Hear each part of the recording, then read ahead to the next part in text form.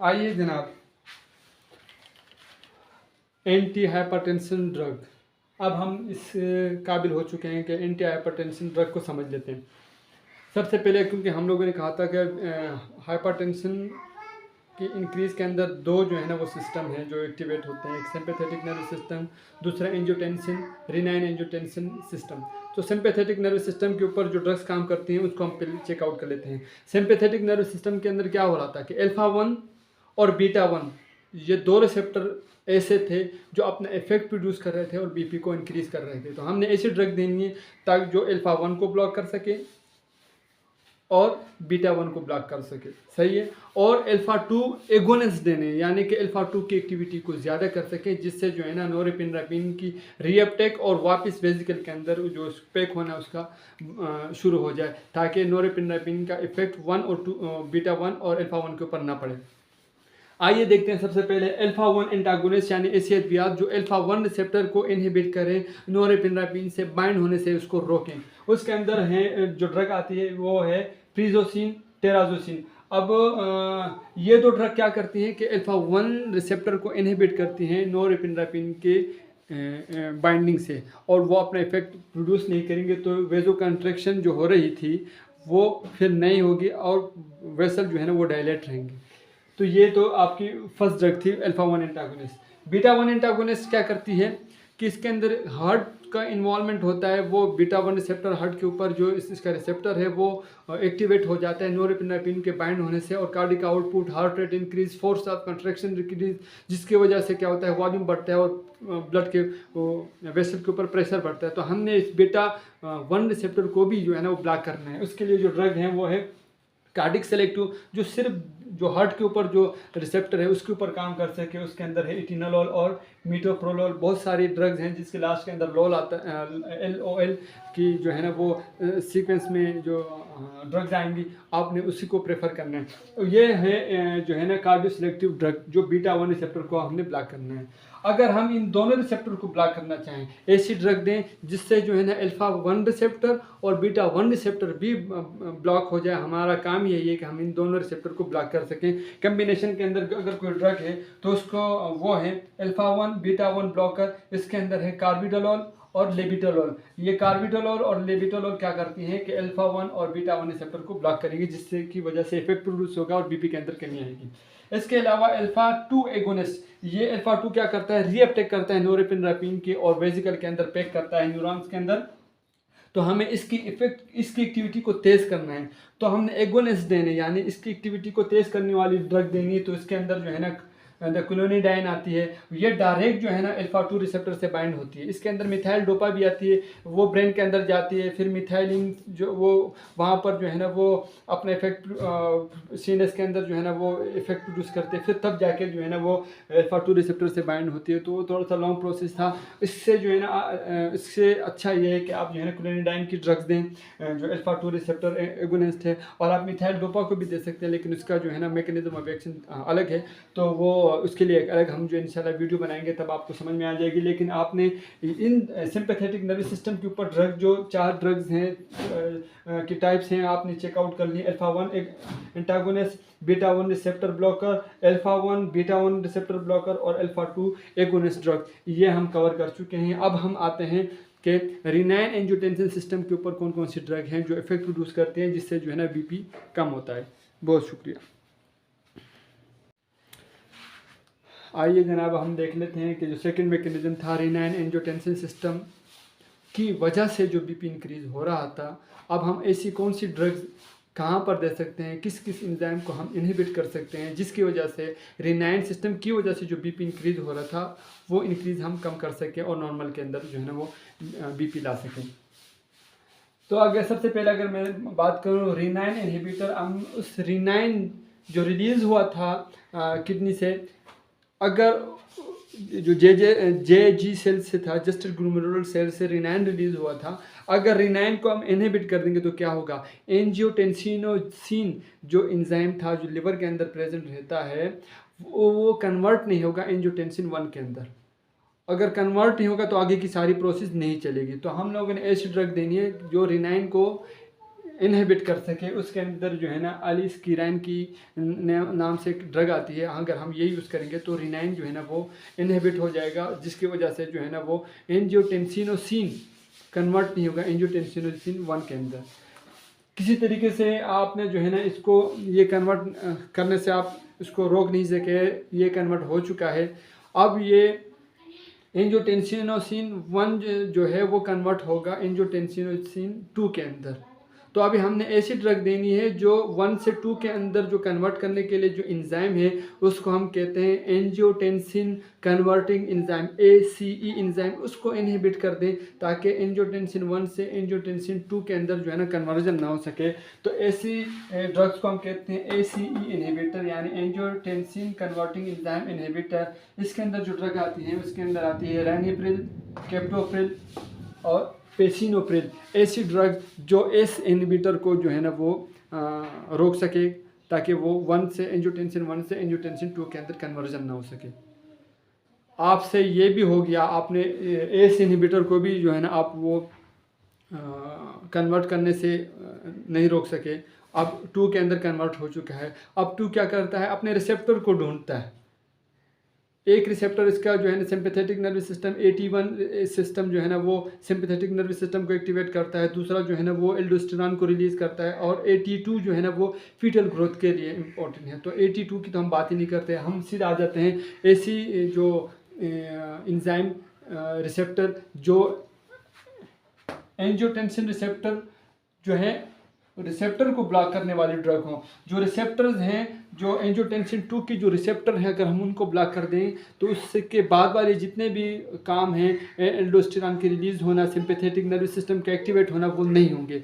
तो हम लोगों ने ऐसी ड्रग देनी है ताकि रिसेप्टर ही ब्लॉक हो जाए, उसको हम कहते हैं angiotensin receptor blocker, ARB drugs कहते हैं। उसके अंदर आते हैं ड्रग्स आती हैं, वो है वोल्सरटान और लोसर्टान, ये 2 टाइप की ड्रग्स मैंने लिखी है, बाकी आप जो है ना चेकआउट कर लीजिएगा। लेकिन ये एंजियोटेंसिन ये जो था रिनाइन एंजियोटेंसिन जो सिस्टम है उसके ऊपर जो ड्रग हम दे सकते हैं, और इस रिनाइन सिस्टम को हम किसी तरीके से रोक सकते हैं, और वो इसकी रुकावट की वजह से क्या होगा, BP के अंदर क्या होगा, वो आपकी नॉर्मलाइज हो जाएंगी और BP जो है ना वो शूट नहीं कर पाएगा। अब और बहुत सारी ड्रग्स हैं जो एंटी हाइपरटेंशन की कैटेगरी में आती हैं, वो हम यहाँ पर पहले लिख लेता हूँ, फिर उसके बाद में उसके ऊपर आपसे डिस्कशन करता हूँ।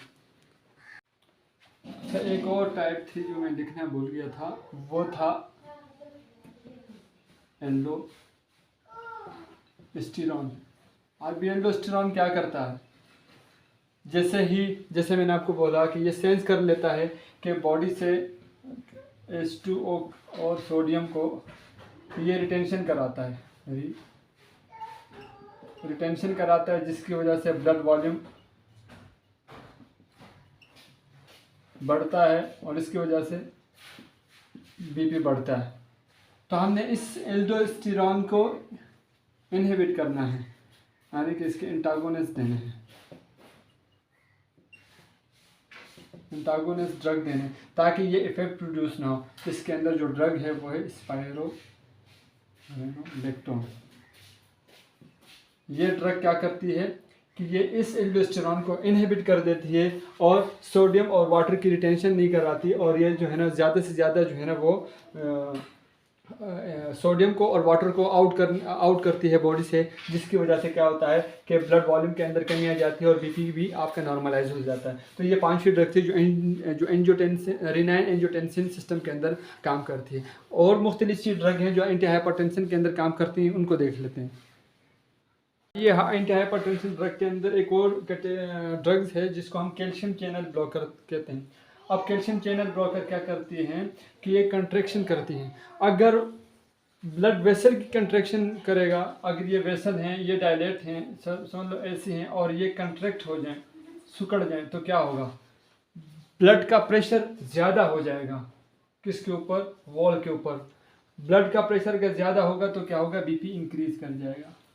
सही है। इसी तरीके से अगर हार्ट के ऊपर, हार्ट की कंट्रैक्शन ज़्यादा होगी, ज़्यादा पंपिंग करेगा तो कार्डिक आउटपुट क्या होगा, ज़्यादा होगा। अगर कार्डिक आउटपुट ज़्यादा होगा तो क्या होगा, ब्लड वॉल्यूम पेरिफेरी साइड्स के ऊपर, वेसल के ऊपर क्या होंगी, ज़्यादा होंगी, जिससे क्या होगा, बीपी आपका इंक्रीज हो जाएगा। तो हमने क्या करना होता है कि कार्डिक सेलेक्टिव कैल्शियम ब्लॉकर देने हैं और वेजो सेलेक्टिव कैल्शियम चैनल ब्लॉकर देने हैं। तो cardiac selective calcium channel blocker के अंदर जो ड्रग आती है उसको हम कहते हैं वेरापामिल। और ड्रग्स हैं, आप चेकआउट कर लीजिएगा। दो टाइप्स की कैल्शियम चैनल ब्लॉकर होती हैं, जो हार्ट के ऊपर कार्डिक सेलेक्टिव होती हैं और दूसरी वेसल के ऊपर काम करती हैं। वेसल के ऊपर जो है ना, जो काम करते हैं उनको वेसोडायलेशन कराएंगी। इसको हम कहते हैं एम्लोडिपाइन की ड्रग्स हैं जो वेसल के ऊपर काम करती हैं। समझ में आई? अगर आपने वेसल को डायलेट करना है तो ये चीज़ देनी है एम्लोडिपाइन, और इससे रिलेटेड बहुत सारी ड्रग्स आती हैं।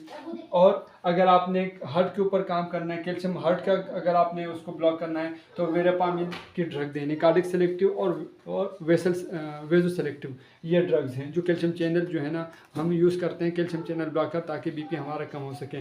डाययूरेटिक की बात करते हैं, थोड़ा सा लेंथी प्रोसेस है डाययूरेटिक का, वो समझने की कोशिश करते हैं। और उसके लिए थोड़ा सा पहले मैं लिख लूँ, फिर उसके बाद आपको बताता हूँ। एंटी हाइपरटेंशन की जो ड्रग्स हैं उसकी कैटेगरी में डाययूरेटिक्स बहुत इंपॉर्टेंट है।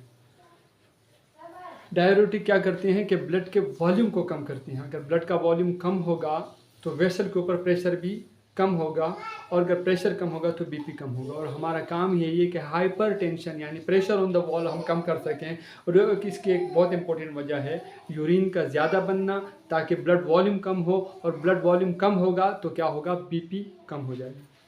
डाययूरेटिक्स का यही काम है कि ब्लड वॉल्यूम कम करती है, यूरिन ज़्यादा बनाती है। और यूरिन के अंदर क्या क्या चीज़ें बाहर निकलती हैं, देखें जी, सोडियम ज़्यादा बनेगा तो सोडियम ज़्यादा अगर जिस्म से बाहर जाएगा तो वाटर भी इसके साथ ज़्यादा बाहर जाएगा। अब आपने अगर देखो किडनी के अंदर मुख्तलिफ जगह हैं जिसके अंदर जो है ना लेट डिस्टल कन्वोलेटेड ट्यूब्यूल्स हैं LDCT, डिस्टल कन्वोलेटेड ट्यूब्यूल्स हैं DCT, और ascending limb of loop of Henle ALH। ये तीनों जगहें हैं नेफ्रॉन के अंदर। ये क्या करती हैं, मुख्तलिफ़ किस्म के आयंस जो होते हैं, जिसके अंदर आपका सोडियम आ गया, पोटाशियम आ गया, क्लोराइड आ गया, इसकी रीअपटेक करते हैं और वापस से मेन ब्लड के अंदर, मेन जो ब्लड सर्कुलेशन उसके अंदर इन सब चीज़ों को रीअपटेक करते हैं। किसी तरीके से जो है ना वो ग्लोमेरुलस से फिल्टर होकर अगर नीचे ट्यूब्यूल्स के अंदर आ भी गए तो ये इनको वापस से जो है ना हमारी ज़रूरत के लिए हम वापस से इसको क्या करते हैं, यहाँ पर रीअपटेक होती है और मेन ब्लड सर्कुलेशन के अंदर आती है। लेकिन अगर किसी तरीके से हम इनको यहाँ पर स्टॉप कर दें, यहाँ पर इनहिबिट कर दें और इन चीज़ों को बाहर जाने दें, तो ज़्यादा से ज़्यादा यूरिन बनेगा और ज़्यादा से ज़्यादा आयंस बाहर जाएंगे, जिससे क्या होगा, ब्लड वॉल्यूम के अंदर कमी आएगी और बीपी आपका ड्रॉप कर जाएगा। तो ये सब ड्रग्स यही करती हैं। डायजिक डाययूरेटिक्स क्या करती हैं, डिस्टल कन्वोलेटेड ट्यूब्यूल्स के अंदर सोडियम क्लोराइड और H2O की रिटेंशन को रोकती हैं, उनको यहाँ पर रीअपटेक नहीं कराती, बल्कि इनको जो है ना एक्सक्रिएट कराती हैं, बॉडी से आउटपुट कराती हैं, जिसकी वजह से ब्लड वॉल्यूम कम हो जाता है और बीपी आपका कम हो जाता है। पोटेशियम स्पेयरिंग डाययूरेटिक्स क्या करती हैं, जिसके अंदर स्पिरिनोलेक्टोन और एमिलोराइड के नाम से ड्रग आती है। ये लेट डिस्टल कन्वोलेटेड ट्यूब्यूल्स के अंदर सोडियम की जो रिटेंशन है, सोडियम की रीअपटेक को रोकती हैं, इसको जाने देती हैं। इसको अगर सोडियम जितना ज़्यादा बाहर जाएगा उतना ज़्यादा ही वाटर जाएगा, और अगर जितना ज़्यादा वाटर जाएगा तो ब्लड वॉल्यूम आपका कम होगा, और ब्लड वॉल्यूम कम होने से बीपी आपका ड्रॉप कर जाएगा। लूप डाययूरेटिक्स बहुत इंपॉर्टेंट है, जिसके अंदर फ्लोसिमाइड आते हैं, टोर्सिमाइड आते हैं। ये क्या करती हैं, ascending limb of loop of Henle's की जो एरिया है नेफ्रॉन के अंदर, वहाँ पर जो है ना सोडियम सबसे ज़्यादा जो है ना उसको एक्सक्रिएट करेगा, उसको रीअपटेक नहीं करेगा बल्कि उसको जाने देगा बाहर की तरफ। अगर सोडियम ज़्यादा जाएगा तो H2O भी इसके साथ यानी वाटर भी ज़्यादा से ज़्यादा बनेगा और किडनी से बाहर जाएगा और बॉडी से बाहर जाएगा, और पोटाशियम और सोडियम और क्लोराइड इन सब चीज़ों को जो है ना वो ज़्यादा से ज़्यादा बाहर करेगा, जिससे क्या होगा, ब्लड का वॉल्यूम जो होगा वो कम होगा, और अगर ब्लड का वॉल्यूम कम होगा तो आपका बीपी क्या हो जाएगा, ड्रॉप कर जाएगा। तो हमारा डाययूरेटिक्स का काम क्या है, ज़्यादा से ज़्यादा यूरिन बनाना, और ताकि ब्लड वॉल्यूम कम हो और बीपी के अंदर कम हो। तो ये सब ड्रग्स जो है ना मुख्तलिफ जगहों के ऊपर रीअपटेक जो है ना आयंस की वो उसको इनहिबिट करते हैं, जिससे ज़्यादा यूरिन बनता है और बॉडी से जो है ना वो ब्लड वॉल्यूम जो है ना वो कम हो जाता है, जिसकी वजह से वेसल के ऊपर प्रेशर कम पड़ता है और बीपी आपका नॉर्मलाइज होता है। और ड्रग्स हैं उसके बारे में भी मैं आपको बता लेता हूँ कि एंटी हाइपरटेंशन के अंदर और कौन कौन सी ड्रग्स हैं। आइए देखते हैं। आइए एक और कैटेगरी की हम बात कर लेते हैं, वेजोडायलेटर। वेजोडायलेटर ऐसी ड्रग्स हैं जिसमें जो है अपने वेसल, जो बॉडी के वेसल हैं, ब्लड वेसल्स हैं, उनको डायलेट करना होता है। हमने इससे पहले पढ़ा था कंट्रैक्शन की वजह से ब्लड का प्रेशर किसके ऊपर पड़ेगा, वॉल्स के ऊपर पड़ेगा, जिसकी वजह से क्या होगा, हार्ट भी ज़्यादा काम करेगा क्योंकि उसको ज़्यादा ब्लड मिलेगा। अगर हम इन ब्लड वेसल को, आर्टरी और वेन दोनों को डायलेट करें तो क्या होगा। देखिए जी, एक सबसे पहले हार्ट ने पंप करना होता है ब्लड को, हार्ट ने ब्लड को पंप किया, एरोटा के अंदर आया, एरोटा के अंदर आया और एरोटा से फिर आर्टरीज के अंदर जाएगा और आर्टरीज से फिर ऑर्गन को मिलेगा, तब जाके ऑर्गन अपना काम करेंगे। लेकिन अगर ये वेन डायलेट होगी ड्रग की वजह से तो क्या होगा, आसानी एरोटा को मिल जाएगा ब्लड, और इसी तरीके से आर्टरी को मिल जाएगा और इसी तरीके से ऑर्गन को मिल जाएगा। यानी पेरिफेरल रेजिस्टेंस जो है वो नहीं रहेगी। ब्लड के अंदर जो कंट्रैक्शन की वजह से ब्लड को जो रेजिस्टेंस मिलेगी वो नहीं होगी, डायलेशन की वजह से इसको रेजिस्टेंस नहीं मिलेगी, ऑर्गन तक ब्लड आसानी से पहुंच जाएगा। तो जिसकी वजह से क्या होगा, पेरिफेरल रेजिस्टेंस ना होने की वजह से आपका बीपी कम रहेगा। और वो क्यों कम रहेगा, क्योंकि आपने आर्टरी को डायलेट किया हुआ था। अब आपने वेन को भी डायलेट करना होता है। अगर आप वेन को भी डायलेट करके रखेंगे तो क्या होगा, ब्लड वापस आएगा हार्ट की तरफ, और अगर वेन उसको डायलेट मिलेगी तो क्या होगा, हार्ट को जो ब्लड सप्लाई होगा वो उसका लोड कम होगा, ज़्यादा जगह में कम प्रेशर से ब्लड आएगा, कम जगह में ज़्यादा प्रेशर से ब्लड आएगा। और ज़्यादा प्रेशर से ब्लड आने का मतलब ये है कि हार्ट को ज़्यादा ब्लड मिलेगा। कम ब्लड मिलने से लोड कम, प्री लोड जो है ना, हार्ट के ऊपर जो लोड है अगर वो कम होगा तो क्या होगा, कार्डिक आउटपुट भी कम होगा। अगर हार्ट को ब्लड कम मिले तो वो आउटपुट भी कम करेगा, अगर आउटपुट कम करेगा तो दोबारा से क्या होगा, बीपी कम होगा। समझ में आ गई। यानी कि प्री लोड कम होना इस वजह से ज़रूरी है कि आपका जो है ना वो कार्डिक आउटपुट कम हो। अब ये क्यों हुआ, क्योंकि आपने वेन को डायलेट करके रखा हुआ था। और ये क्यों हुआ, ये क्यों इसलिए हुआ, आर्टरी को आपने डायलेट करके रखा हुआ था, जिसकी वजह से पेरिफेरल रेजिस्टेंस कम हुई, बीपी कम था। और वापस से जो प्री लोड, जो वेन की डायलेशन की वजह से प्री लोड हार्ट के ऊपर, जो हार्ट से पहले वाला जो ब्लड का जो लोड था वो कम था, जिसकी वजह से जो है ना वो कार्डिक आउटपुट कम हो और बीपी कम हो। तो ये दोनों चीज़ों को अगर हम डायलेट करके रखें, वेन को भी हम डायलेट करके रखें और आर्टरी को भी हम डायलेट करके रखें, तो इससे क्या होगा, आपका बीपी कम होगा। इसके अंदर क्या होता है, सोडियम नाइट्रोप्रोसाइड की जो ड्रग है वो दोनों को जो है ना डायलेट करके रखती है, इसलिए इसको जो है ना आर्टियो वेनोडायलेटर कहते हैं, आर्टियो वेनोडायलेटर कहते हैं। अब आर्टियोलर डायलेटर्स के अंदर जो है ना दो ड्रग्स मैंने यहाँ पर लिखी हुई है, मिनॉक्सिडिल और हाइड्रोलाइजिन और मिनॉक्सिडिल क्या करती है कि आर्टरी को जो है ना वो डायलेट करके रखती है। और इस तरीके से अगर आप एम्लोडिपाइन को देंगे तो वो भी जो है ना वेसल को डायलेट करके रखती है। लेकिन ये ड्रग जो दो किस्म की जो ड्रग थी, ये वेसोडायलेटर थी, आर्टरी और वेन को डायलेट करने के लिए हम लोग सोडियम नाइट्रोप्रोसाइड, मिनॉक्सिडिल और हाइड्रोलाइजिन देते हैं। उनका मैकेनिज्म ये होता है कि एक आर्टरी को डायलेट करके रखती है, दूसरे वेन को डायलेट करके रखती है, जिसकी वजह से ब्लड का flow through out the body जो है ना वो आसान होता है और रेजिस्टेंस नहीं पैदा होती। ब्लड का जो प्रेशर है वो वॉल्स के ऊपर नहीं आता, जिससे ब्लड प्रेशर के अंदर कमी आ जाती है। तो ये तो कुछ ड्रग थी जो एंटी हाइपरटेंशन जो के हवाले से जितनी भी मेडिसिन थी, इसकी जो हमने इससे पहले हमने ये पढ़ा कि किस तरीके से हाइपरटेंशन होती है पेशेंट को, उसकी क्या क्या वजूहात हैं, कौन कौन से दो सिस्टम हैं जो हमने, sympathetic nervous system, renin angiotensin system, उसको हमने पढ़ा। उसके अंदर किस तरीके से जो है ना वो वेरिएशन आती हैं और किस वजह से जो है ना बीपी बढ़ता है। फिर उसके बाद हमने एंटी हाइपरटेंशन ड्रग्स को बहुत डिटेल के साथ जो है ना हमने कवर किया। इस लेक्चर के अंदर अगर कोई मिस्टेक हो गई हो, कहीं पर गलती हो गई हो, कभी कभी कोई चीज़ लिखना में भूल जाता हूँ, बोलना में भूल जाता हूँ, तो आप काइंडली ज़रूर मेंशन कीजिएगा। नेक्स्ट वीडियो के अंदर हम, नेक्स्ट लेक्चर के अंदर हम नए टॉपिक के साथ आएंगे और नई ड्रग्स के साथ आएंगे। यहाँ तक के लिए बहुत शुक्रिया, बाय बाय।